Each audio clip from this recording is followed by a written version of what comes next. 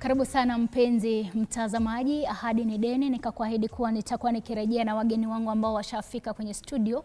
Tuzidi kudadavua masuala kuhusiana na uongozi wa wanawake ama nafasi ya wanawake katika uongozi. Na wageni wangu ambao wamefika studioni ni pamoja na Mheshimiwa Wambui Kihongi ambaye yuko karibu nami, ambaye ni mwaniaji wa useneta na chama cha DAPK. Pia tatueleza zaidi kuhusiana na hilo. Pia ninaye mgeni mwingine ambaye ni Njeri Kahiga, kiongozi wa vijana, mwaniaji wa wawakilishi wa wanawake katika kaunti ya Nyandarua. Ndio? Naam, shukran.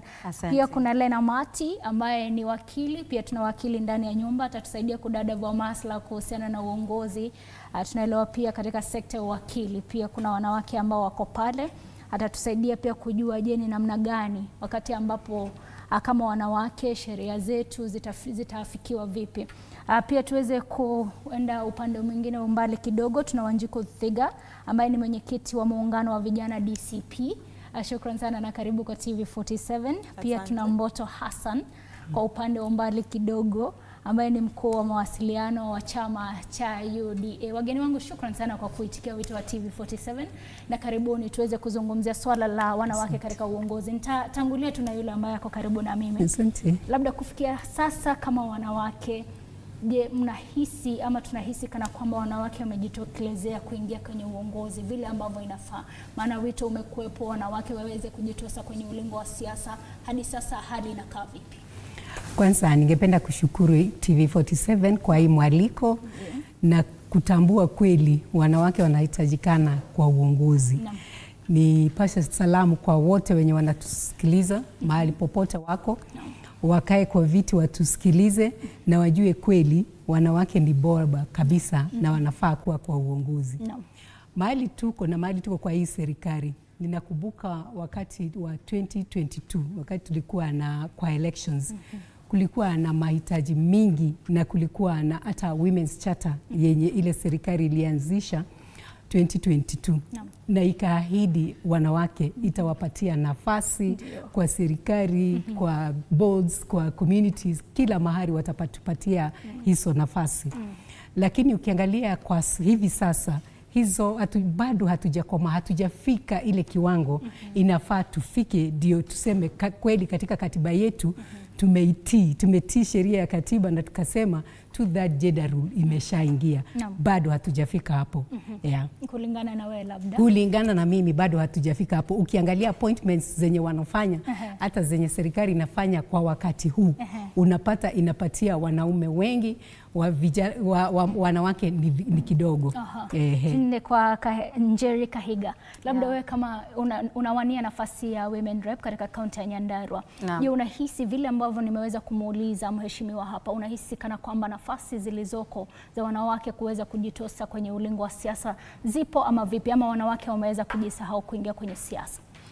Kwanza kabisa nichukue fursa hii kumsalimu yote anayetutazama asubuhi hii ya leo. Na kama mwanamke anayefanya siasa katika nchi hii ya Kenya, niseme ya kwamba nafasi ya wanawake kwa muda mrefu imekuwa ikizungumziwa na wanawake wamefanya jitihada kutoka where we were some years back to what we are today. We have walked a path. We are not where we should be, lakini tumesonga kidogo na kila siku tunafanya jitihada ya kuhakikisha ya kwamba we bridge the gap that has been there kwa the political platform na pia kwenye uongozini, kwa sababu kama vile tunavyojua katika in the professional docket, wanawake hakuna the gap of women. Kuna madaktari ambao ni wanawake, kuna mawakili ambao ni wanawake. In the corporate industry wanawake wameweza ku step up. Maybe kwa siasa ndio kidogo society imeleta ile hisia ya kwamba mwanamke anafaa kuongozwa na mwanamke hafai kuongea wakati ambapo mwanaume anaongea. Na tuseme ya kwamba sisi kama Waafrika tumeshikilia some culture that maybe is making the position of the women in society ikuwe ni jambo ambalo tunalisukuma kwa sana. Kwa sababu tukiangalia katika 2025 kuna wanawake ambao wako kwenye siasa na wanafanya vizuri sana. Tukiangalia katika historia ya bunge letu la Kenya, kuna wanawake kama Gasheriwa kutoka Kirinyaga, wanawake ambao wanafanya vyema kabisa kwenye bunge kuliko wanaume wengine wenye wako ile bunge bado. Lakini tunapoenda kwenye siasa za Kenya, the society wants women to just run for the seats that they think should accommodate women. Ukienda kusimama kiti kama gavana, wanasema kwa nini ukuwe gavana mama, lakini we have women who have decided to take it up. Sisi na wengine wameamua ya kwamba lazima tuchukue nafasi yetu, and we have to appreciate the women who step up, and the communities that uphold women who step up, and the people who are behind the women who step up, kwa sababu we are now talking about tulikuwa na G7 lakini wakamtimua ule wa Meru. Sasa tuko G6. Lakini unajua ningetaka tu kuuliza kama ule mwanamke, I don't want to bring the gender aspect, lakini ilichezea kwa sababu the Meru people feel like uongozi wa mwanamke kule kwenye society yao haujachukuliwa na umedhalalishwa, na wanahisi ya kwamba wanaume wa Meru hawafai kuambiwa na mwanamke. Na ndiposa ulikuwa unahisi wakisema ya kwamba ule mwanamke lazima aende. Hawakuwa wanasema yule gavana mbaya, walikuwa wakisema yule mwanamke lazima aende nyumbani. Lakini lote 9-10 ni ya kwamba sisi kama Gen Z na kama vijana wadogo tumewaonesha ya kwamba sisi hatuna ukabila, hatuna jinsia. Anybody who can lead the nation atapatiwa ule wakati. Na tunaomba ya kwamba tunapoendelea, wale wanawake ambao who are coming up, the least we can do for each other ni kushikana mikono tusonge mbele, kwa sababu pia saa zingine pia sisi wanawake tunachangia the part of us being enemies of our own. Unapata ya kwamba mtu anahisi ni kana kwamba siwezi kakua kwenye the same page kwa sababu yule mwingine yuko pale. Lakini tumesonga mbele na nashukuru, na nataka kuhamisisha wale wanawake ambao wanainuka kwenye siasa ya kwamba tujishikilie kwa sababu si rahisi. Asante. Na pia nikija kwa Lena ambaye ni wakili, umezungumzia swala la wanawake si siasa tu. Kuna wale ambao wako kwenye sekta ya biashara, kuna wale kama wewe uko kwenye wewe ni wakili. Labda tueleze iwapo wanawake pia wako tayari kuingia katika nyadhifa za uongozi kama wakili. Je, hali ya uongozi wa wanawake unaona vipi katika sekta tofauti tofauti, si siasa tu? Lena. Asante sana Josephine. I think for a while sahi tumeona wanawake wengi wamejitokeza, si kwa siasa tu peke yake but kwa pia nafasi zingine kuwania viti vya uraisi. Penye tunaweza kuwa na changamoto ni hapo kwa top tier leadership. Unapata sometimes juu ya changamoto ziko wanawake wengi hawataki kuingia ama wanaona hawawezi kuingia into those top tier leadership. But hatuwezi ongelelea changamoto bila pia kuangalia penye tumetoka. Na especially siasani. The women wenye tuko nao leo wenye ni wanasiasa, it has been because of collective effort tumefika hapa. Effort ya civil societies, effort ya political parties, policies that have made affirmative actions na hizo vitu zote. Sasa kama tunataka kuwa na wanawake wengi katika nafasi nyingi za uongozi, lazima pia tuendeleze na tuweze kutia bidii. Tusilale tuseme tumefika bado. Juu there is a lot of work inatakikana kufanywa. Yes. Kumaanisha kwako wewe bado hatujafikia kuona viongozi wa wanawake wamefika kwenye ulingo wa siasa ama sekta zingine zozote? Hatujafikia. Bado hatujafika. Twende kwa Thega. Labda kauli yako kuhusiana na wanawake kujitosa kwenye uongozi inakaa vipi? Hali ni ipi kulingana na maoni yako? Asante sana Josephine. Nafurahi kuwa hapa. Na kabla nijibu swali lako, ningetaka kwanza kulaani kwa vikali mauaji ya Albert Ojwang. Nchi yenye katiba, nchi yenye watu ambao wanatulinda, jukumu lao kutulinda, haiwezi kuwa ambao ni watu ambao wanapitia sana sana vijana katika dhuluma kama hiyo ambayo Albert alipitia.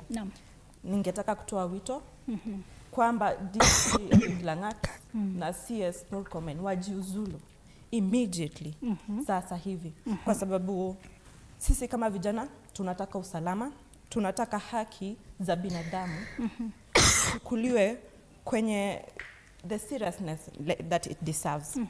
Na nikikujibu nitasema kwamba wanawake especially young women tumejitokeza sana kwa uongozi wa siasa.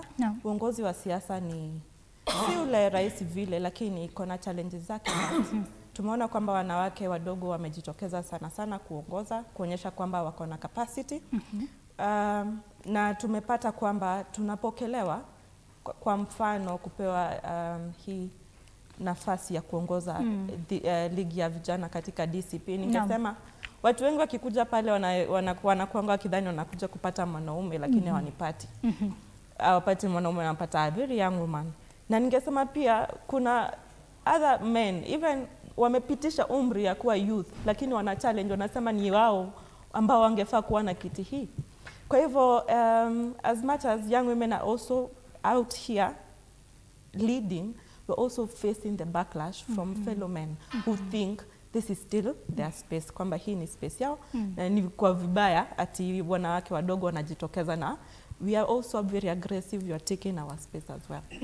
Natarajia kwako unieleze labda changamoto ambayo umesema kwamba watu wanapofika pale wanatarajia kwamba watakaweza kumpata mwanaume lakini wanapata mwanamke. Utanieleza baadhi ya changamoto ambazo umepitia, lakini tuende kwa Mbota, tueleze, je, kulingana na kauli yako ni ipi kuhusiana na uongozi wa wanawake hadi sasa tumeafikia kile ambacho kama wanawake tulihitaji? Asante sana kwa fursa hii na kwenye hii jukwaa la kuongelea kuhusu wanawake kwenye siasa.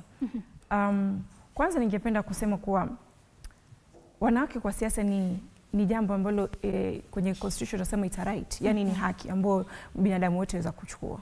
Na mwanamke ni kama binadamu wote mwingine, so akona right ya kuingia kwenye kisiasa vile na kwa kuweka takriban in terms of numbers, kuangalia ile idadi ya wanawake ama kuangalia ile usawa ambao uko katika harakati za siasa kwa upande wa wanawake. Kwanza ningesema kuwa mnajua kuwa wanawake ni 53% ambao hao ndio wapigaji kura. Which inamaanisha tuko wengi katika harakati za kupiga kura. Sisi ndio wapigaji kura.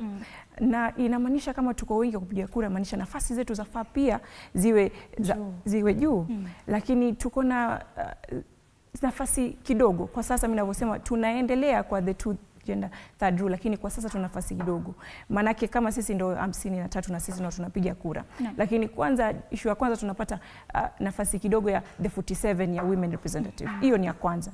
Ni 47 ambayo ni kidogo.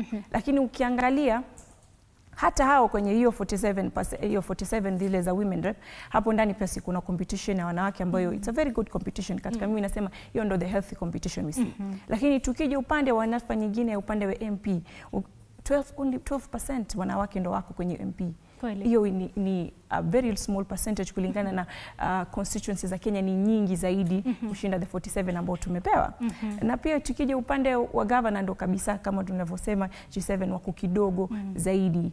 Kwa hivyo yamaanisha bado ambayo sisi kama wanawake wadogo ambao tumejitokeza, young women tumejitokeza kwenye hii nyadhifa ya kutia kwenye siasa, yamaanisha bado kuna policies ambazo tunafaa tutengeneze, ama lazima affirmative action iwe inawekwa mkazo zaidi ili wanawake wapate hizi nafasi ambazo ziko pale. Maanake tukumbuke kwa sisi ndo wengi na sisi ndo wapigaji kura. Ni sisi wengi kama wanawake, lakini sisi ndo wachache sana kwenye kupata nyadhifa za uongozi. Nirejee kwako kidogo mheshimiwa. Amezungumzia changamoto kadhaa ambazo labda amepitia ama wanawake wanapitia. Labda kama mwanamke ambaye yuko kwenye limelight na ambaye anatafuta nyadhifa ama wadhifa uongozi, baadhi ya changamoto unahisi kana kwamba wanawake wanapitia hasani kama zipi?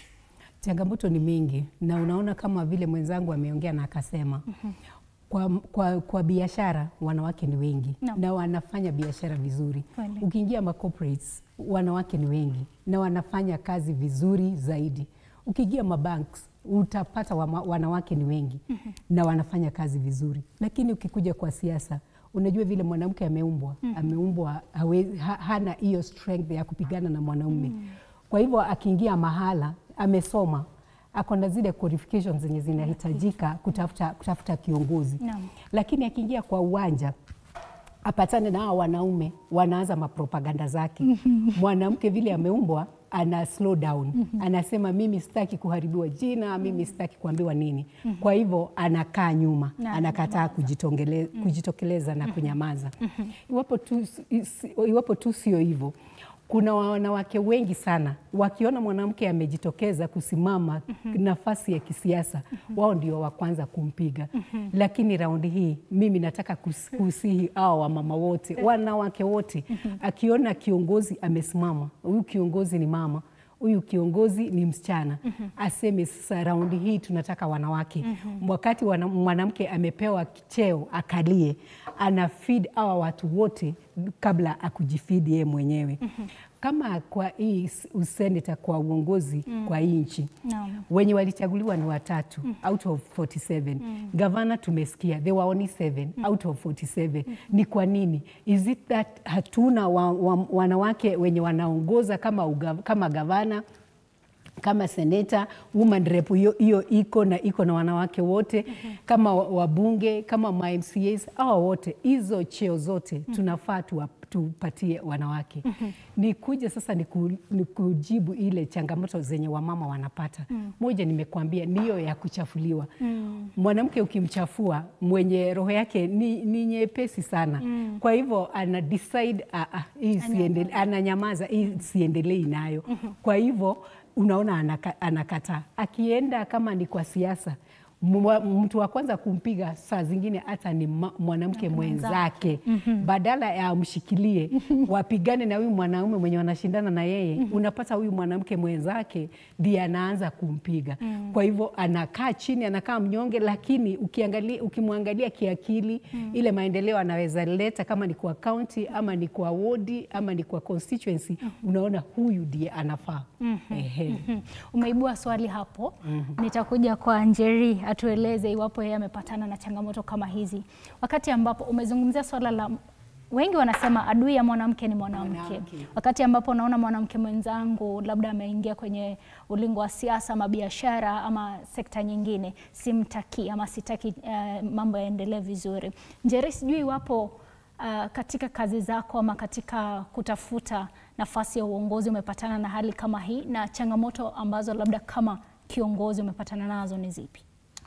Kwanza kabisa niseme ya kwamba unajua tunapokuja kufanya siasa ama mtu anapofanya jambo lolote, either ni kazini, katika your corporate businesses, ama tu katika familia, sisi wote hatuwezi kufanana. Vile ambavyo vidole hazitoshani, that's how we as human beings are created. Tunaweza kuwa sisi wawili tuko na degree ya medicine, lakini how we do our practice is very different because we have very different personalities. So unapata ya kwamba tuko kwenye siasa, we are all looking for maybe positions, or we are all looking for a government, or we are all looking to run a government. Lakini unapata ya kwamba kuna mtu ambaye atahisi ya kwamba hapana, huyu hafai kukua kwenye chumba ambacho ninaingia. Huyu hafai kukaa hapa. Kwa sababu anapoangalia anaona ya kwamba yule they will outshine me, ama ya kwamba atashine kuniliko. Na nina tabia kuambia watu ya kwamba everybody has a place in life. Na hata utakapokuwa kizuizi cha wanawake wengine kuingia mahali, si kusema ya kwamba utachukua ile shining. You can just be there, a very dull person. Despite you letting people not shine, you can just be there, take up the space, but you will not shine. Lakini jambo ninaloambia, kwa sababu it's a two-way thing, wale wanaowafungia na wale wanaofungiwa. Mimi huambia mtu, hata ukifungiwa kwenye nafasi, ama ukifungiwa katika tu whatever you are doing, hata pale tu kwenye hospitali unapata kuna tu mtu atakusumbua, you are maybe the junior nurse, they are the seniors, but they still want to make you feel very inferior. Mimi huambia mtu, do what you need to do. There will be somebody watching. Do what you have to do. Kutakaa tu watu tasema, ule msichana anakaa kwenye mwisho wa mstari, lakini anafanya jambo la busara. Kama ni mpigaji kura atasema, ule msichana hatupi maneno, ule msichana hana ile kiburi ya kusema yeye ndio anafaa zaidi ya wale wengine, lakini ako na leadership qualities ambazo tunataka kufanya akuwe ndio kiongozi. So always mimi husema, nitakapokuwa mahali, nitafanya jambo ambalo linipeleka pale. I will do what I need to do. There will be challenges, na binadamu wako hivyo, na hiyo ndio utamu wa maisha. Kwa sababu tena ukipata kila kitu kwa silver platter, inakosa ule utamu. So me I normally say, you do what you got to do, kwa sababu huwezi ukabadilisha watu. Na you will, I am of the school of thought that I will never, staki kuficha mwangaza wangu for me to fit in a position. Kwa sababu kuna watu wameumbwa tu wakiingia mahali they will shine.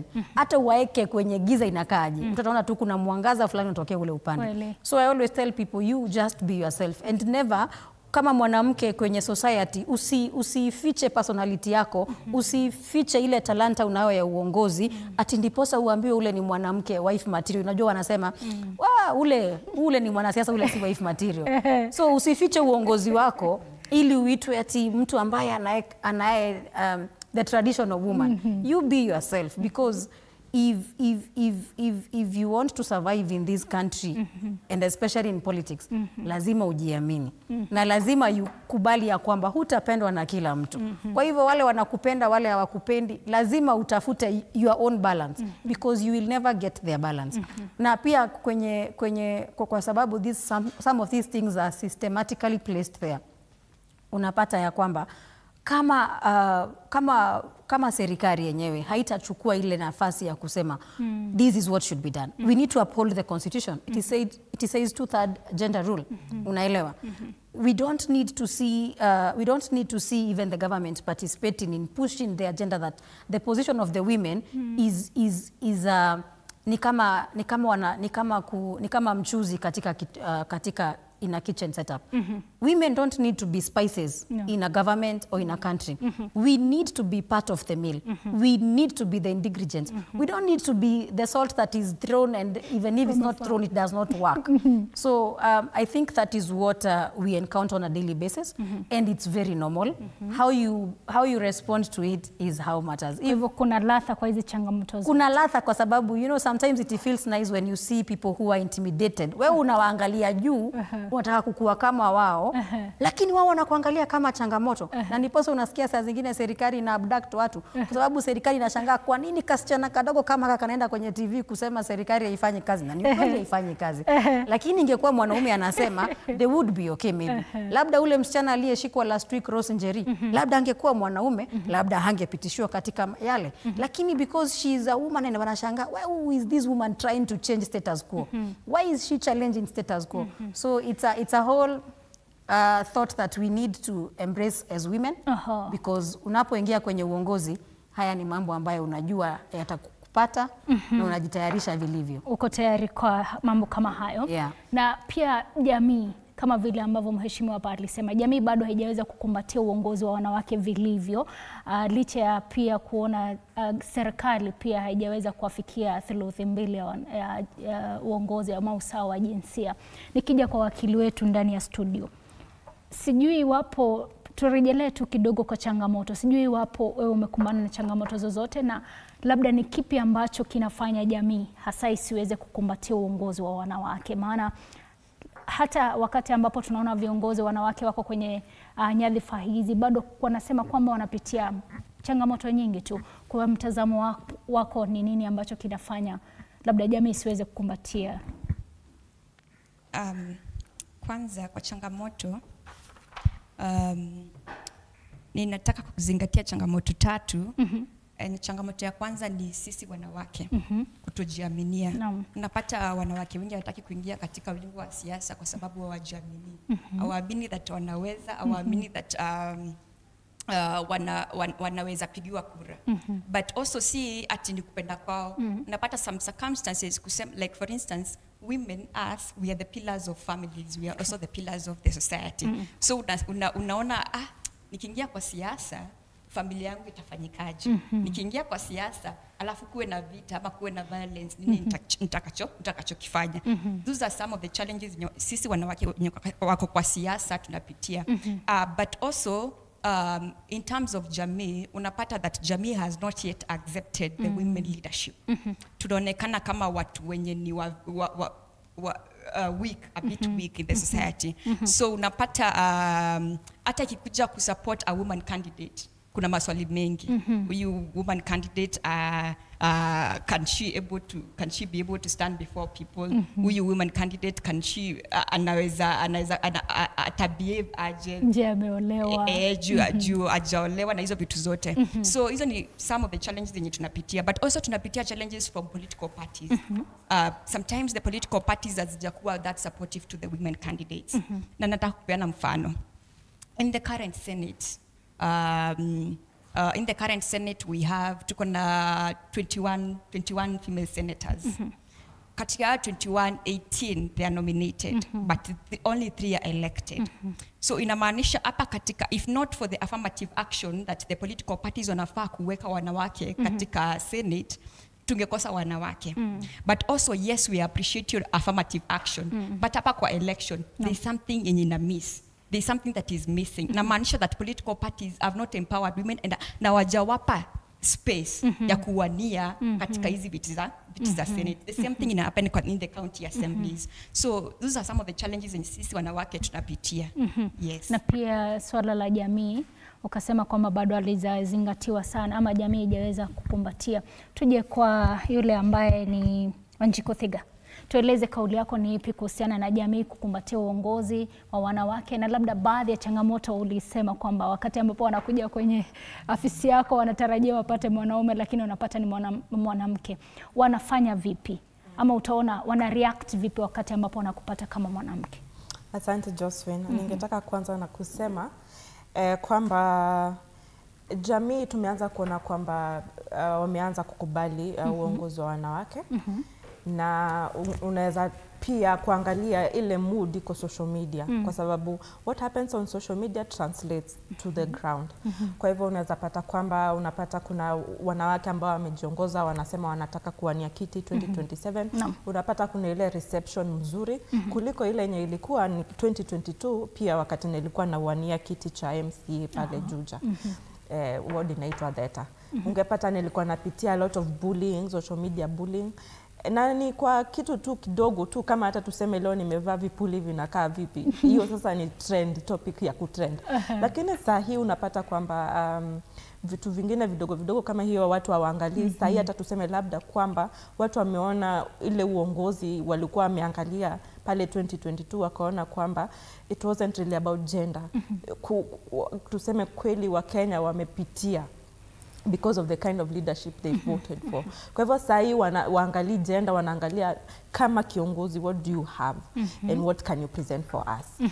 Na vile vile ningeendelea kusema hata kuongea vile Elena amesema political parties, vyama vya siasa, kwamba pale hapo awali havijakuwa vikiangalia ama havijakuwa vikisupport wanawake.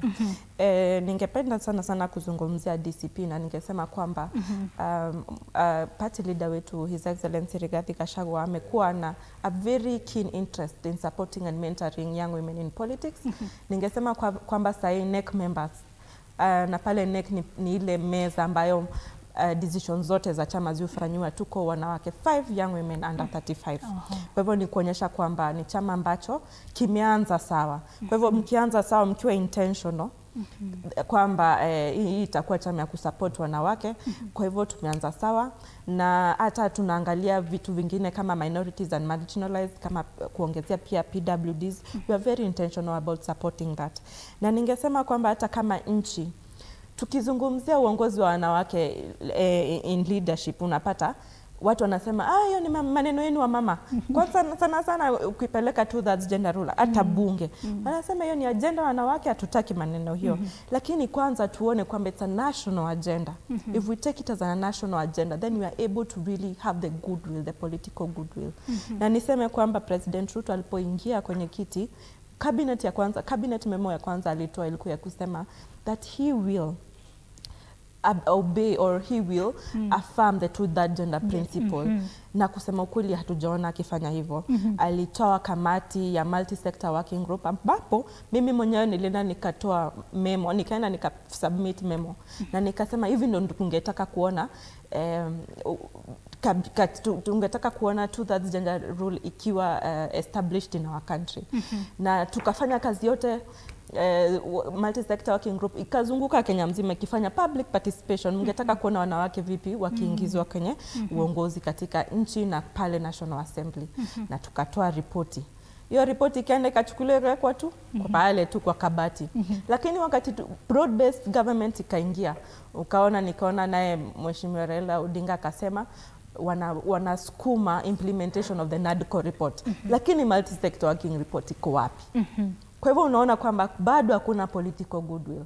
2013, 2017, 2022 all those parliaments were unconstitutional. They should have actually 2022 tuliskuma 2017 so pole tuliskuma the National Assembly to be dissolved because it wasn't respecting the constitution. Kwa hivyo tukiendelea tunapata hakuna political goodwill, watu wanapuuza uongozi wa wanawake, lakini tungetaka 2027 tukisonga 2027 na nahimiza Wakenya sana tuangalie kiongozi nini anakupa, isikuwe maneno ya agenda. Na sana ninaomba Council of Elders wakubali hata sisi watu endorse, kwa sababu nakumbuka kama mimi 2022 nilitaka sana kuendosiwa na Council of Elders, but pia singeweza kujiongelelea kwa sababu kama mwanamke huwezi jiongelelea. Wakasema utume baba yako mzazi. Babangu mzazi aliaga. Kwa hivyo sasa nani mwingine ataniongelelea? Kwa hivyo hata sisi waanze kukubali wanawake wanaweza ongoza, na watupea hata nafasi wakuwe a bit not rigid as they used to be, but wakubali pia wanawake tuende tujieleze kwamba hii manifesto yetu tungetaka mtu endorse, sisi tuendelee campaign, kwa sababu wasipo kuendorse you miss out on a sector of a voter sect that is also very crucial, na ingekuongezea pale kwa bakuli yako ya Kwa hivyo una imani ya kwamba ukiwa kwenye chama cha DCP utapata nafasi kama kiongozi mwanamke? Ndio, na ninaendelea pale kwa meza, naendelea kusukumia cushioning of women who are going to be running through the DCP party. Ndio. Twende kwa Mboto. Mboto, umesikia kauli ya yule ambaye ni Wanjiku, amesema kwamba bado serikali ya UDA haijaweza kuafikia kile ambacho iliweza kuahidi wakati ambapo walikuwa wakifanya kampeni. Wakasema kwamba watahusisha wanawake kwenye uongozi na serikali ya Kenya Kwanza. Je, hadi sasa unahisi kana kwamba serikali ya Kenya Kwanza imehusisha? Maana wewe ni mkubwa ama ni head of communication wa UDA. Utasema nini ukimjibu pia yule ambaye ni Wanjiku? Asante sana kwa fursa hiyo. Kwanza ningetia mkwazo upande wa kama chama. Sisi kama chama tumeweza kupatia hizi nafasi upande wa structure. Kama unaelewa, chama sio chama kama bila wanachama, na wanachama ndio wanatengeneza chama kuwa.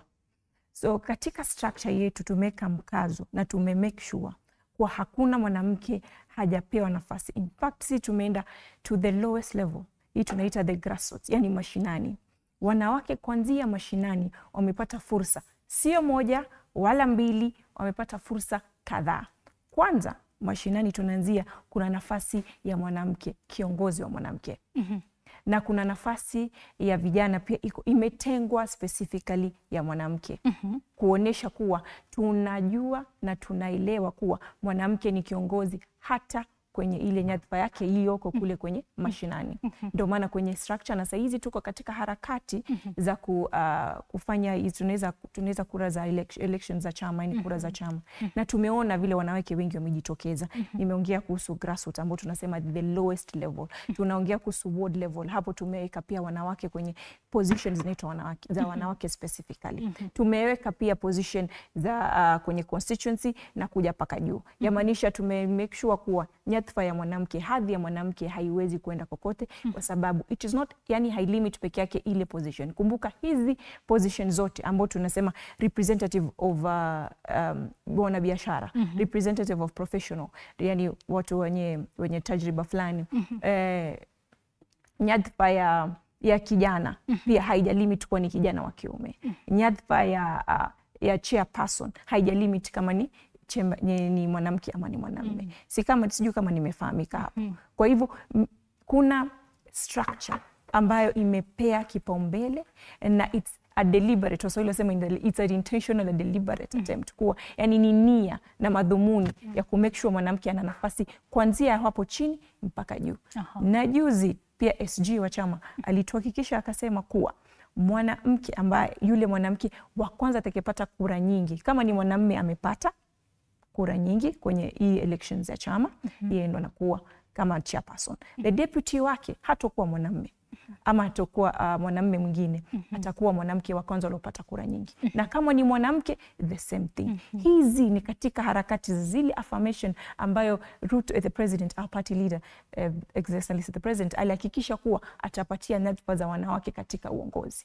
Na kuongezea mkwazo pia, not only kwenye the leadership yetu structure ya chama, chairperson wetu ni mwanamke. Ambaye the governor, one of the G6. Yeye ndo governor wa Embu na yeye pia ni mwanamke, Cecilia Mbarire. Not only that, kwenye NEC member tuko na wanawake, women political affairs, women in business. Kwa sababu gani? Tunaamini na tunaelewa mwanamke is the major, kwa sababu what is politics? Wazungu wanasema siasa ni the science ya kufanya nini? Ya kudistribute resources. Na wanawake katika jumba ndio ambao naomba nafasi ndugu yangu.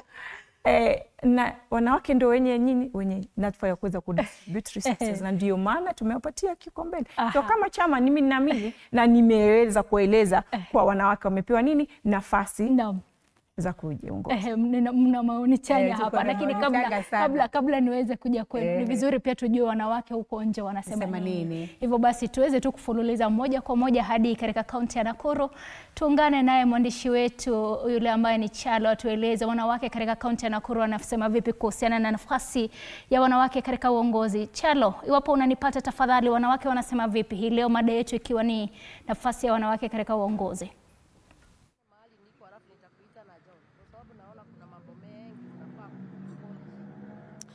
Naam, asante sana Chichi. Tunakujia moja kwa moja kutoka jiji la Nakuru.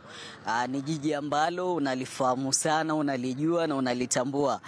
Na katika kaunti ya Nakuru basi ninao wanawake ambao pia watakuwa wanazungumzia swala zima la ujumuishaji ya wanawake katika vyama vya kisiasa na katika pia nyadhifa za uongozi. Pengine nikianza na wewe, kama unaweza kukaribia ukianza na jina lako uweze kusema unadhani wanawake wamejumuishwa kikamilifu katika nyadhifa za uongozi na vyama vya kisiasa? Asante sana, mimi naitwa Assumpta Wagoi wa Muirure, ni kiongozi katika Nakuru County. Kulingana na mimi na kulingana na katiba yetu ya taifa la Kenya 2010, mimi naona bado hatujafikia ile idadi ya wakina mama katika bunge. Pengine unadhani ni kwa nini mpaka sasa hii idadi hiyo haijafikiwa? Idadi ambayo tunaizungumzia ni 2/3 kwa maana ya 2/3. Na nafikiria lazima kuko na challenge because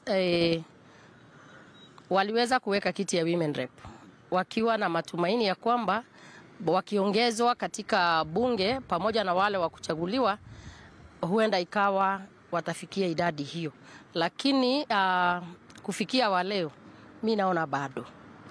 Pengine sawa, Wakenya wafanye nini kama serikali iliweza kutenga kiti cha mwakilishi wa kike lakini bado ile idadi inayotakana haijafikiwa? Kipi kifanywe? Mimi nafikiria sasa kilichosalia ni viongozi wale wamechaguliwa na viongozi wale bado hawajachaguliwa wafanye kampeni kubwa ya kina mama. Nikisema viongozi nasema viongozi wa kina mama wafanye kampeni kubwa, kwa sababu sasa ikiwa wamepewa in our 47 counties imepeanwa viti vya women rep na bado hatujafikia ile idadi ambayo inatakana the to that. Nafikiria sasa jukumu ni la sisi kina mama kufanya kampeni na kuhakikisha wamama wanachaguliwa, na pia ni jukumu letu na ni jukumu la wale kina mama ambao wameweza kufanikiwa kuchaguliwa kwa vile viti, wakafanyie wananchi kazi, wakawe example nzuri ili wananchi wakaweza kuwa na imani na uongozi wa kina mama, na ili wakaweza kuwapatia vyeo ama viti vile, ndo idadi ile ikijumulishwa at least wanakuwa kiwango cha kutosha. Niseme ya kwamba it is very important for leaders that are elected and especially women kuwajibika. Mimi tukiwa hapa kwetu Nakuru County tulichagua wamama. Actually in the entire country sisi ndo tulichagua wamama hadi tukaitwa Nakuru Girls, because the governor is a woman, the senator is a woman, and we have now the women representative. We went ahead, tulichagua Bahati, a woman. Tulichagua Njoro, a woman. I think na pia Naivasha, it's a lady. Gilgil, it's a lady. They are all elected members of parliament from Nakuru County. But nitaongea tu lakini sitakagi kuchambua na kukosoa uongozi wa kina mama, but the truth of the matter is Nakuru County wanasema hawa watu wataenda nyumbani. Na niseme ya kwamba sitaki kupiga siasa, niseme ya kwamba Nakuru ingelikuwa example ya county zingine za kupatia wamama kudeliver to the community or to mwananchi, ili example hii iweze kuchangia watu kutamani kupatia kina mama vyeo, na ili tukaweze kuongeza idadi ya wanawake katika uongozi na katika kitengo cha parliament. So it's upon us as women to do a serious campaign, and those that are already elected to deliver to the people, to convince people that women can work. Na asante sana Assumpta. Pengine nikizungumza na wewe uweze kuniambia unadhani asilimia ama 2/3 ya jinsia ya kike imeweza kuafikiwa katika uongozi na vyama vya kisiasa? Asante sana. Naitwa Anje hia, kiongozi katika Nakuru County. Ningeweza kusema kwangu, ninapoangalia tutaweza kufikia ile kiwango tungetaka kama wanawake kuwakilisha katika politics na hata kwa uongozi. Kwa sababu nini? Unakuta wanawake saa zingine tukichaguliwa, sisi yenyewe bado tunajishusha kidogo. Unakuta kuna mambo utimizi katika uongozi wako, inabidi watu wakichagua wanaanza kusema tusichague wanawake ama tufanye nini. Na mara tena unakuta wanaume ni kama wanaona sisi ni wanyonge, so wanaona kuna kazi tuwezi fanya ambao wenyewe wanaume wanafanya. Lakini mimi naweza kusema kwangu na maoni yangu, mwanamke ana uwezo wa kufanya chochote mwanaume anaweza kufanya. Na msemo mwingine nasemaga what a man can do, a woman can do better. So ni kumaanisha wanawake hakuna uwezo ule wa kufanya kazi, na serikali yetu iweze kufaitia uongozi wa kina mama, iweze kuwakilisha kila sehemu ya uongozi. Kama mwanaume amechaguliwa, kama ni yeye chairman, tunaweza kuwa na mdogo wake mwanamke, ili wamama tuweze kuwakilisha kila njia na kila wakati wakisikika katika uongozi. Maana mama anaweza fanya mambo mengi sana. Mama anaweza pika, anaweza nyonyesha, ama anaweza fanya mambo 3 kwa mara moja, lakini mwanaume anaweza fanya kazi moja. Ni kumaanisha mwanamke akimaanisha katika uongozi, hata nchi yetu inaweza ikabadilika. Na wanawake ambao wamechaguliwa, maoni yangu nikiwahimiza ni kuambia kwamba wafanye kazi, wafanye bidii, ili tunaposema tuchague wanawake, wengine wanakuwa ni kielelezo. Si kwamba tunaonekana kwamba sisi ni wanyonge. Asante sana. Chichi, ndo maoni hayo ya wanawake katika kaunti ya Nakuru, wakisema kikubwa zaidi kinachostahili kufanywa ni hamasa kwa jamii kuweza kukumbatia uongozi wa wanawake, sawa na wanawake walio uongozini pia waweze kufanya kazi ili wawe kielelezo kwa jamii, ili jamii pia iwe na imani na uongozi wa wanawake. Kutoka kaunti ya Nakuru sina la ziada, Chichi. Naam, shukran sana Chalo kwa kuweza kuzungumza na wanawake bomba hapo katika kaunti ya Nakuru, wakizungumzia swala la uongozi ama wanawake na uongozi. Lakini kabla mtazamaji niweze kurejea hapa studioni, niruhusu tu tuweze kufululiza moja kwa moja hadi katika kaunti ya Taita Taveta, tuweze kuungana naye Julius Mariki Mwakivo atueleze wanawake wa Mombasa ama wa Taita Taveta kunradhi wanasema nini kuhusiana na nafasi zao za uongozi. Mariki? Chichi Josephine kutoka studioni, na leo kwenye kaunti ya Taita Taveta nimehusisha wanawake kusikia kauli zao kuhusiana na swala zima la nafasi ya wanawake katika siasa. Tutakuwa tunapata kauli zao kuhusiana na yale ambayo wameweza kuzungumzia. Mimi ni mwana siasa na tena ni mfanyi biashara katika kaunti yetu ya Taita Taveta 006. Mara ya kwanza nilisimama na Ford Kenya. Ya pili nikaona Ford Kenya imekuwa haieleweki, nikahamia Wiper. Lakini nafasi za wamama katika siasa kusema kweli ni dhuluma. Hatuheshimiwi kama wamama. Hata mama akiwa kiongozi haiwezi kuheshimika, hata watu wa mtaani wenyewe. Kwanza mahali ulikotoka ama umezaliwa, zaidi unapigwa vita paka na kazi zako ndani kwa boma. Kama mimi wakati niliposimama na kama MCA, watu walionipiga vita haswa kabisa ni kazini zangu wale tumetoka katika boma moja.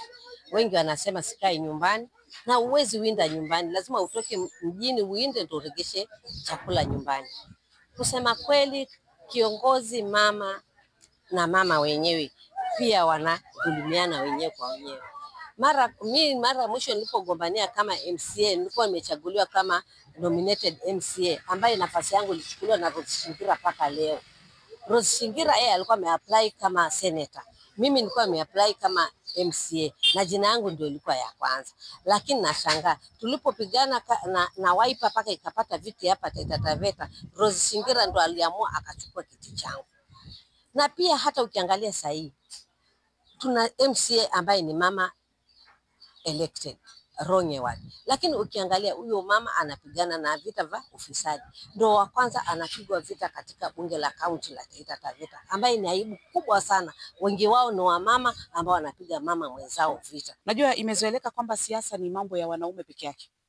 Lakini wanawake sasa tumeingia, tumekuwa na role models, tumekuwa na kina Charity Ngilu, tumekuwa na kina mheshimiwa gavana wa Kirinyaga, Ann Mumbi, tumekuwa na kina Susan Kihika, tumekuwa na kina Julie Odhiambo, na tumekuwa na mama wetu hapa katika kaunti ya Taita Taveta, mama Naomi Shabana ambaye ameserve kwa miaka 20 kama mjumbe wa Taveta. Sasa basi, kwa nini wanawake wanapigiwa kura? Ni misimamo tu na utendakazi. Ukiwa mtendakazi lazima utarudishwa kwa kiti 100%. Angalia hata zile parastatals ama zile organizations ambazo zinakuwa run na wanawake. Ni vigumu upate kwamba kuna mambo ya ufisadi. Very rare, I can tell you for free. Ambapo utapata mahali wanawake wako mambo ya ufisadi yameweza kukithiri. Lakini sasa tukiangazia hapa Taita Taveta, nimekuwa mstari wa mbele kukosoa serikali ya kaunti na vile maovu yanayotendeka kwa hii serikali, kwa sababu county assembly inafaa kufanya kitu inaitwa oversight. Oversight yetu imekuwa chini kwa sababu ma MCAs wamekuwa na uoga wa kuzungumza. Ukizungumza, naibu wa speaker pamoja na leadership yake wanakutoa wapi? Kwa kamati. Lakini mimi Dorcas nimeweza kustahimili licha kutolewa kwa kamati, sina allowance, mshahara wa MCA ndio huo, nimeweza kusimama kidete kuzungumzia mambo ya ufisadi. Wanawake msikuwe intimidated. Na usikubali kabisa kukanyagwa na mtu kwa sababu wewe uko katika jinsia ya wanawake. Na wanawake msiogope vitu. Na mkifika kwa bunge wanawake, tufanye ile mambo tunatakiwa kufanya ya kuchunga rasilimali ya Taita Taveta, ya kuwakilisha watu vizuri na ya kutunga sheria. Mbali na hayo, it is not the business of the day. Na wanawake wakifika bungeni, usikubali kabisa ati kwa sababu wanaume wako wengi wakizungumza wamemaliza. Wewe ukichaguliwa unapata mshahara sawa na yule mwanamume ambaye ako kwa bunge. Kitu natakana kufanya, it is to display your responsibilities as it is required. Na ndo baadhi ya kauli zao, wito kutolewa kwa wanawake zaidi kuendelea kujitosa kwenye ulingo wa siasa na kutoa mwongozo katika nafasi mbalimbali za uongozi. Mimi ni Julius Mariki, narejesha usukani kwako studioni kuendelea na mjadala. Na mshukran sana Mariki kwa kuweza kuzungumza na wanawake katika kaunti ya Taita Taveta. Mimi nirejee hapa studioni kuweza kusikia wageni wangu wanayopia kusema, hususan kutokana na maoni ya wale ambao ni wakazi wa Taita Taveta na Nakuru. Na wakati ambapo unarejea studioni, naelewa kwamba Nakuru ni kaunti moja ambayo iliweza kuwapatia wanawake nafasi ama idadi ya nafasi nyingi zaidi. Na hadi sasa kuna mtafaruku kidogo. Kabla nikuje kwako niruhusu Njeri aweze kusema kile ambacho alihitaji kumjibu yule ambaye ni Mboto, lakini tuangazie hata wakati unamjibu tuangazie maoni ya wale ambao ni wakazi. Kwanza kabisa ningependa kuambia mwenzangu kutoka UDA ya kwamba ni kejeli anapotuambia kuhusu President Ruto na nafasi ya wanawake. Those are very different things that should never be in a sentence, especially in this current situation of where femicide has been a problem that the president himself has decided to ignore, and not only to ignore but to rudely ignore. Kwa sababu tulipopata kuna mauaji ya wanawake, unajua uongozi wa mwanamke si tu mwanamke ambaye ako kwenye siasa, hata pale kwenye boma. Tunapoongelelea wanawake leo, uongozi wa wanawake, hebu tujiulize tu, mamake Albert ni kiongozi katika familia yake, ni kiongozi katika jamii, na je, nafasi yake katika society iko wapi? Because when we have a president who thinks femicide is some sort of a joke that he can just play around with, a president who will wake up in a morning and allow police brutality on a day when we are demonstrating against femicide, is a man who should never be mentioned in a statement about women and the position of leadership in this society. Kwa sababu gani? Itakuwaje unatuambia kwamba kwa chama yako umeweka wanawake, umeweka wanawake, umeweka wanawake, alafu wakati ambapo viongozi wengine ambao ni wanawake wanaposhikana wanasema no, the femicide cases are too many, na wanatokea kwenye barabara na mabango na maji tu na simu zao, unatuma polisi watupie tear gas na live bullets, and then you want us to talk about the president of this nation being very good in terms of the position of women? No, he's not. He is a hypocrite. Na mtu yeyote ambaye anasema ya kwamba Ruto akona nafasi ya wanawake katika roho yake ni mtu ambaye anatukejeli sisi wanawake. And it is very important that we say this. Jana tumeona kwenye social media wanawake ambao wako aligned na Kenya Kwanza wakiongozwa na Senator Karen Nyamu wakitukejeli kwa kusema ya kwamba the Albert issue is an issue that the government needs to own up, take responsibility and solve it as fast as they tried to solve the Juja Koimburu incident. Zile vipindire tuliona wakati wa Juja, kwa nini saizi hatuoni? Kwa nini paka wa leo on a morning where we know very well the complainant was DIG, bado yuko kazini, ameamka amevalia uniform ameenda kazini? Yule mwanamke ambaye ni mama ya mtoto anahisi vipi? Yule mwanamke ambaye ameachwa na mtoto wa mwezi moja anahisi vipi? Then you want to tell us that President Ruto is very considerate about the women of this nation? No, he's not.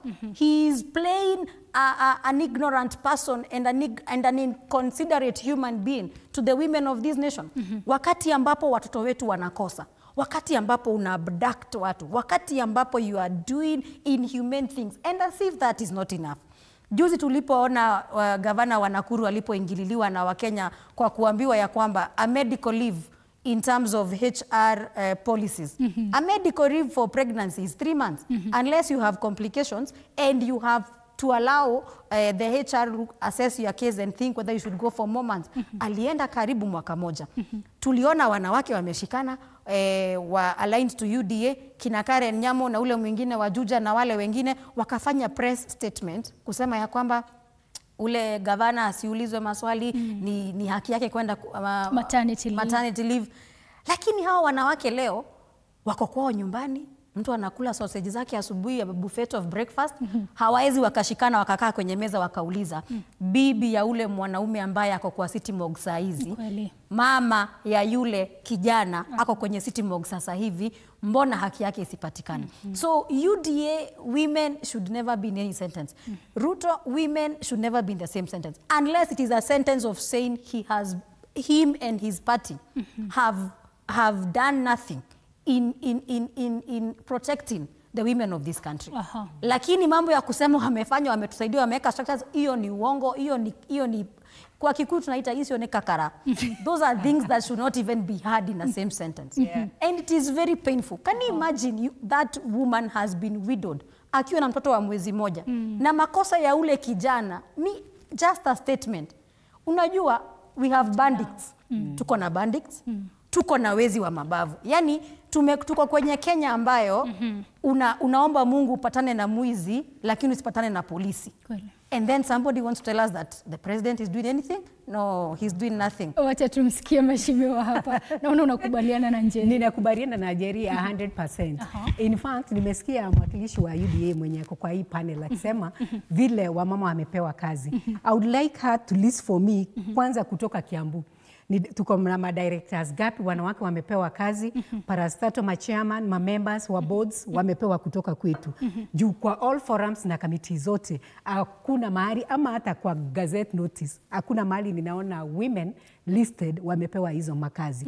Zile makazi yanataja ni zile zenye ni kwa soko, wamefanya elections wamechagua mama, ni kwa business community, wamefanya elections wamechagua mama. Hiyo sio Ruto wamepatiana, hiyo ni wenyewe wamejipatia. Nirudi kwa pande ya uko Nakuru.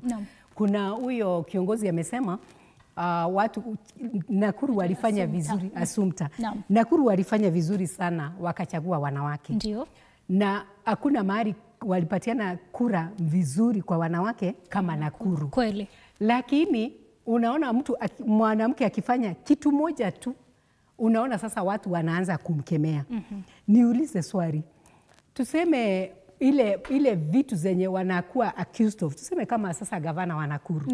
Gavana wa Nakuru alijibu akasema yeye alienda kuzaa nje. Juu kama angezalia hapa, wenye wangemzalisha ni wafanyikazi wake, ni juniors wake. Kwa hivyo angekuwa anasimama, every time akisimama wanakumbuka vile alikuwa anafanya nini? Walimzalisha na akaenda nje. Niulize, kwenda nje kwa gavana na kuchukua pesa ya serikali ya county ama kukula pesa ya serikali na through corruption, which one would have a lot of weight? Ni ya kuiba pesa ya wananchi ama ni ya kwenda kuzalia ng'ambo? Ni gani? Kwa hivyo wasianze kuwe mwanamke na those small and petty issues. Ati huyu mwanamke alifanya, yeye ni kiongozi na alifanya. The men leaders wenye tuko nao, they are doing big things. They are doing much vitu zenye hata huwezi kuelewa. Unasikia pesa imetolewa, loan imekopwa, imekuja kwa nchi. The other day Auditor General alisema kuna pesa yenye inakopwa lakini haidangi treasury. Na unasikia hiyo ni mkopo. Hiyo pesa ni nani analipa? Ni sisi taxpayers. Pesa imekopwa, haijaingia treasury, lakini tunaambiwa Kenya iko na deni. Sasa unaweza sema hiyo kosa kubwa kushinda hii ya kwenda kuzalia nje. Kwa hivyo wamama tuangaliwe broadly, not kwa hiyo kitu kidogo yenye mtu anasema una point your finger kwa huyo mwanamke juu ni kiongozi. Huyo mwingine mwenye ameongea kuhusu huyu wa Taita Taveta. Huyu MCA mwenye anasema alikuwa nominated. Na ni kweli vile amesema. Wenye wanasukumana ati mwanamke mumemchagua kama MCA. Lakini akiingia kwa bunge ya county atoe neno which is against the government, anapelekwa mbio. Kama saa hii huyu Jerry mwenye alikuwa anashikwa, kama serikali inasema, kama Ruto anasema anaangalia wanawake na anawalinda na anawachunga, ni watu wangapi wenye wamechaguliwa wanasema one term na wako kwa serikali yake? Ni wangapi wenye wanasema yeye ni kaongo? Wangapi wenye wanasema ataenda nyumbani 2027? Ni wengi. Lakini kwa nini anakimbia kushika na kuabduct wanawake? Saa hii kama serikali inanitaka, nitatumiwa tu summon. Itakuja kwa kaunti yangu, ikuje mpaka kwa kijiji, ujulikane ni askari gani yako hapo, na yeye aongee na chief, summon ilifikie. Bona unaenda kuabduct, unaenda kushika wanawake, unaenda kuwafungia, wanachukua muda before hizo kesi zao zikuwe zinaeleweka, haieleweki. Bona anafanya hivyo. Ukikuja kwa chama, ndio tuanze sasa tukienda 2027. DCP representative amesema vizuri sana. Kiongozi wao ameanza kulift wanawake wenye wana come up na wanakuja. Amesema they are 5 out of 35. Bado anasonga. Kwa chama changu cha DCP, we have 15 leaders pale kwa top table. Tuko na 15. Out of these 15, 5 ni wanawake. So 2/3 of the committee are women. Kwa hivyo hiyo tumefikisha. Tukiendelea hivyo, all party leaders wa make sure kwa committee zao, kwa NEC zao wameweka wanawake. Ndio wakati tunakuja maneno ya nomination ikuwe ni less, because wanawake watakuwa wamechaguliwa. And what our people also need to know as citizens. Vile serikali inaendelea kunominate wanawake, ndio wage bill inaendaga juu. Juu kama kumechaguliwa, if you are saying we have 3 senators in parliament and we are supposed to be 17 ama 40, we are 47. If you are saying we only 3, hawa wengine wote hakuna ni nominated. If they are nominated 17 senators in parliament, hiyo ni wage bill ya pesa ngapi per month? So if women leaders wako elected kwa positions, hii wage bill itapungua. Shukran sana, muda umetupa kisogo, lakini nitapatia kila mtu sekunde 30. Nikianza kwa the far end, Mboto, utupe kauli yako ya mwisho kwa sekunde 30 tafadhali, maana muda umetupa kisogo. Kwanza ningependa kusema nimeona sana vile wanawake tumejitoa na tumeweka kipaumbele katika hii siasa, lakini pia tutoe binafsi. Tukiongelea wanawake, tuongelee wanawake wa Kiambu.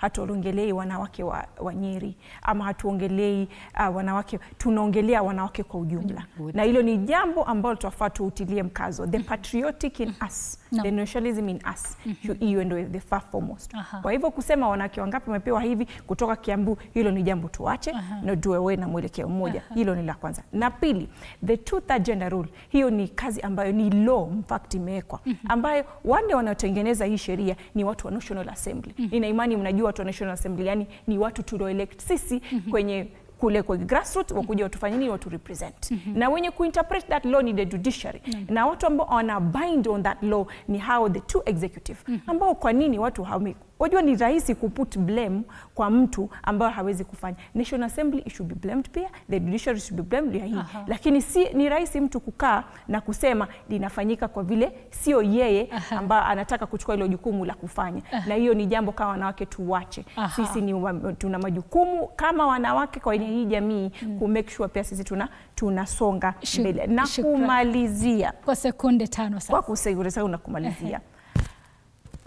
Let's stop blame game. Tuache hii mambo ya lawama sana. Nimeona sana tunajitokeza sisi wasa wanawake, tunajaribu kutumia kugonga serikali, kuna ku-critique serikali, which is important. Maana ni lazima wananchi wazungumze na hivyo ndio nafaa. Na tumeona how democratic we have tried to be in Kenya. Na tumeona vile serikali imejaribu kuwa very democratic in good governance, I mean the governance aspect of it.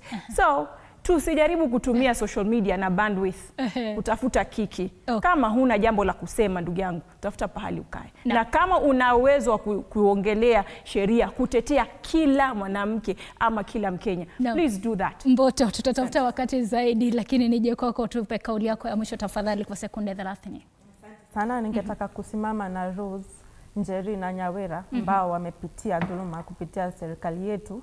Ni wanawake ambao wanasimama na demokrasia, wanasimama na constitution yetu. Kwa hivyo tuseme kwamba serikali iache kudhulumu, especially women, kwa sababu sana sana hapa tunaongelelea wanawake. Ni wanawake ambao kama Rose mwenyewe alitumia teknolojia kuweza ku-educate Kenyans kuhusu finance bill. Kwa hivyo instead of really repressing them, let's support them. Pia tena ningetaka kuambia UDA, tumeona kile ambacho walisema kupitia Mheshimiwa Ando, kupitia Mheshimiwa Nita Dhobe na kupitia Mheshimiwa Joy, kwamba we've seen even men political actors in UDA doing funny things outside there, but they haven't been called for disciplinary action. Kwa hivyo tunaona hata wanawake wakijaribu ku-exercise their political will, they still face a lot of harassment from political parties. Na ya mwisho, political goodwill from the president is everything. Tunajua kwamba ana control National Assembly kutoka State House. Hata tuliona venye alifanya impeachment. Kwa hivyo two-third gender rule inafaa kutimizwa na president mwenyewe. Naam, shukran sana. Nisikie kauli yako tafadhali sekunde 30, muda uko pamoja nasi. Okay. Just in as much as tunaongelea about inclusion of women in the political spaces, pia tunafaa talk about their performance once they're in those particular spaces. The woman from Nakuru ameongelea akasema that there is not much that they have seen their leaders doing despite them being women. You see, these leaders, the women leaders that you have right now, ni kama models.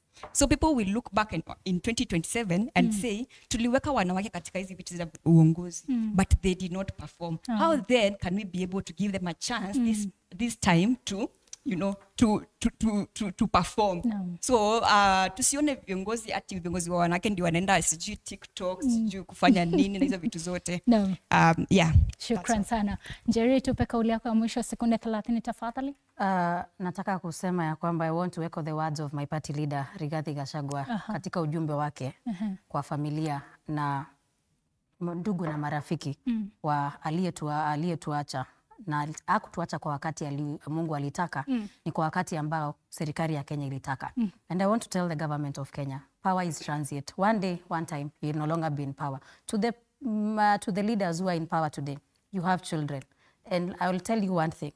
Mnaweza mkahisi ya kwamba Kenyans are crying too much for one, but until it knocks close to your door, utaelewa tunasema nini. And to my president, whom we love very much because we are patriotic Kenyans, I want to tell you ya kwamba there was Moi who is no longer with us. There was Kibaki, who his legacy has lived. It's up to you to keep deciding every day whether you want to still become the dictator that you are, you want to still continue being inhumane and allow the democracy of Kenyans to be infiltrated by people who are under you, or you want to give orders and let things work. And as I finish, we would like to request that the DIG should either step aside or he should be made to step aside by disciplinary action until justice is given to the family and until the president. Tuliona wakati wa MP Were, all MPs, the president, we are doing statements. Can we also feel the same when it's a Kenyan? Okay. Yes. Sawa sawa, shukran Zeri. Tusikie kauli yako ya mwisho tafadhali. Yangu ya mwisho, and especially to all the women wenye wanataka kusimama. Naam. Ningesihi wote mwenye anajisihi na nasikia anaweza simama na aongoze hii nchi, asiogope, aingie kwa kiwanja na aendelee kuanzia MCA, kuanzia MCA, woman rep, MP, senator, hata president, wanawake tuwaweza. Hiyo ingine nayo, kama vile wenzangu also wamesema, ningependa kuambia rais, he is in charge.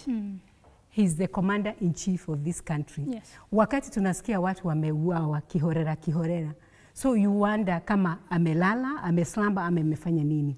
Askari wenye wanafanya hiyo kazi, hata wakitumwa, wakatae kwenda, mtu aangalie payslip yake aseme, sasa hii ndio pesa ninalipwa na serikali, tena nimeenda kuabduct, nina abduct wa nini?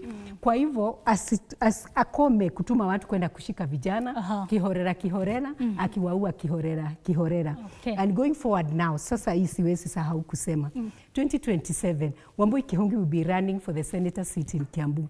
Kama unataka kusimama na huna chama, ingia DCP Kenya, mwamko mpya, tusonge tukienda. Shukran sana. Asante sana ni wageni wangu kwa uweza kuitikia wito wa TV47 na wale ambao ni wawaniwaji na watakia kila laheri. Hivyo basi mtazamaji, kumbuka kwamba tumekuwa na mjadala kuhusiana na nafasi ya wanawake katika uongozi. Wageni wangu wakanisaidia kudadavua masuala mengi kuhusiana na jinsi wanawake wanajitosa kwenye ulingo wa siasa, lakini tumefika tamati mwa mjadala, lakini usiende mbali maana narejea kwa taarifa kamili za awamu ya saa 7. Usiondoke.